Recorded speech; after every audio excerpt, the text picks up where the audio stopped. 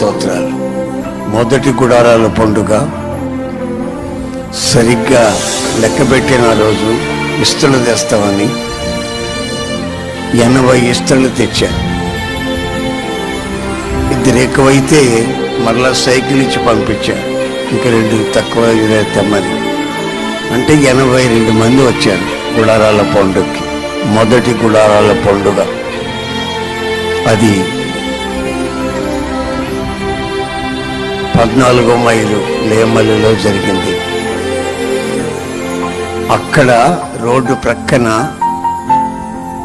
పోరంబోకు స్థలంలో చిన్న గుడిసె వేసి ఆరాధన చేస్తున్న ఆ పరిచర్య ఈ రోజున మీ కళ్ళకి కనబడుతున్నటువంటి ఇంత పరిచర్యగా మారింది.